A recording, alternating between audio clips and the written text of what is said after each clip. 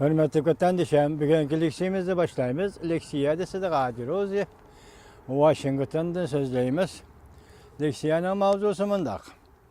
Yaponiya Devlet Müdafiə Ministri, yani Qoğdunuş Ministeri, Cenubi Denizli qoğdap qeliş degellik, Şarkı Denizli qoğdap qeliş degelliktir, dedi mavzulu haber. 11. ayının 20. günü öğrenmeyi tor beti ilan kılındı. Haber mundak başlandı.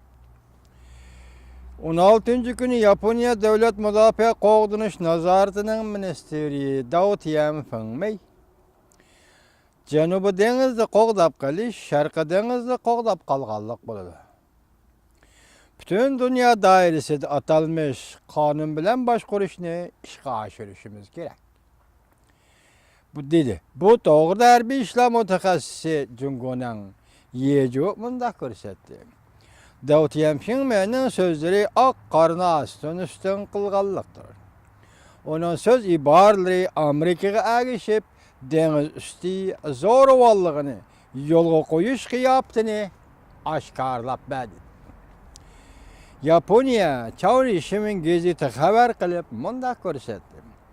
Şu yer vaxtı 16. gün Yaponiya Qoğdunuş Nazarıtı muhbiri Davut Yemfengmey Qoğdunuş Nazarıtı Ministeri Davut Yemfengmey keçirenler muhbir dep saptım. Qoğdunuş Nazarıtı Ministeri Davut Yemfengmey Laos'ta Şarkı Cenubi Asya Taşkı İşler Ministeri yığını katlaşıp muhbirlerin kütüveliş yığını da mandak görsetti. Şunun için yani Şarkı Cenubi Asya devletlerinin kollektif gücünü aşırışımız gerek. Yani baştaki gap Cenubi Denizli qoğdap qaliş, ameliyat Şarkı Denizli qoğdap qaliş degellikdir. Şunun için biz bugün Şarkı Cenubi Asya'daki devletlerin ameli gücünü aşırışımız gerek. Okşaş bir günde Yaponiyanın veziri Shinzo Abe, Yaponiya ziyaret gelgen Malaysiyanın veziri Najib bilen görüşken, onunla Najib yani Malaysiya'ya 2 tane harbiy parxod yardım kılıdı kaldı. 700 milyon yen Yaponiya pulu yardım kılıdı kaldı. Kaçakar. Bunun ile Malaysiya'nın deniz üstü bir hatarlı gücünü küçeytmekçi ve aşırmakçı oldu. Yani Malaysiya'nın deniz armiyası yardım kılıyor. Cungolu harbi mütehassiyeci yani ne deydi? Davut Yemfengmey'nin ispadı bildirişi. Ak karına üstün kılgallık. Şarkı Deniz, Yaponiya denizi emas. Bu tarafta Cungo ba, Koriya ba, yani başka devletler ba. Kim Yaponiya Şarkı Deniz'de qoğdusun depti.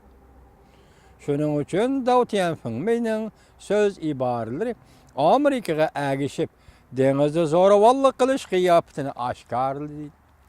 Amerika ile Yaponiya Cenubi Deniz ve Şarkı Deniz vakalarına arlaşkan sıra bu yerde vaka çıkışkı başladı, iş çıkışkı başladı.